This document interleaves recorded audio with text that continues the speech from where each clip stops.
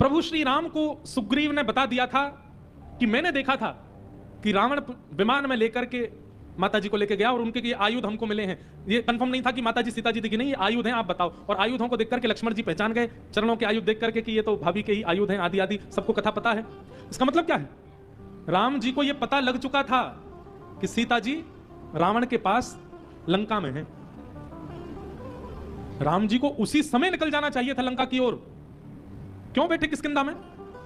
क्यों बैठे हैं? सुग्रीव से पूछ रहे हैं बताओ क्या करना चाहिए, कैसे सीता जी की खोज करी जाए, कैसे पता किया जाए, कहां मिलेंगे क्या नहीं होगा। और ठीक है, मान लीजिए कि उन्होंने बानर सेना को भेजा, दिशाएं परिवर्तित करके दक्षिण की ओर, जब सुग्रीव जामवंत जी आदि गए और वहां से हनुमान जी लंका गए, ये सब क्रियाएं इतनी आवश्यक नहीं थी। राम जी स्वयं जाते बानरों के साथ में, स्वयं क्यों बैठे हैं किष्किंधा में?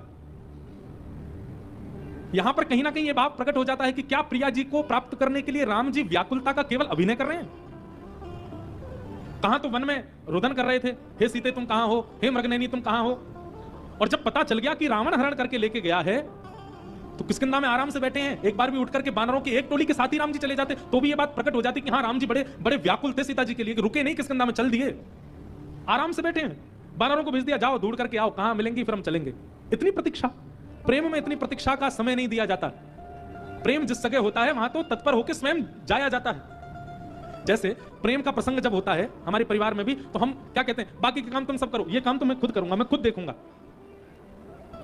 प्रेम जहां होता है वहां स्वयं प्रस्तुत हुआ जाता है। हमारे यहां महाराज जी आ रहे हैं एयरपोर्ट लेने, बाकी सब एयरपोर्ट में जाऊंगा महाराज जी को लेने, कोई काम बिगड़े तो बिगड़े। अब ये बात अलग भाव से है कि हम प्रेम प्रकट करते हैं उनकी ओर। प्रेम जहां होता है वहां तो स्वयं प्रस्तुत हुआ जाता है, दूसरों को थोड़ी भेजा जाता है। और यहां राम जी कह रहे हैं कि हनुमान जी आदि सब बानर तुम लोग जाओ, जाकर के जिस दिशा में सीता जी की खोज मिले फिर बताना, फिर जाएंगे। ये प्रेम का स्वरूप नहीं है। राम जी ने ऐसा क्यों किया? महाराज जी ने बहुत सुंदर वर्णन किया। बोले इस बात का उत्तर मिलता है जब हनुमान जी लौट करके आए। हनुमान जी जब अशोक वाटिका गए और अशोक वाटिका जाकर के सीता जी की सुध ले ली और जैसे ही वापस आने लगे तो सीता जी हनुमान जी से कहती हैं, हनुमान आप जाकर के श्री लक्ष्मण जी के चरणों में मेरा प्रणाम निवेदित करना, लक्ष्मण भैया को मेरा प्रणाम करना, राम जी को भी करना पर लक्ष्मण सहित प्रणाम करना। वो तो भाभी हैं, भाभी देवर के प्रति प्रणाम की भावना कैसे रख सकती है?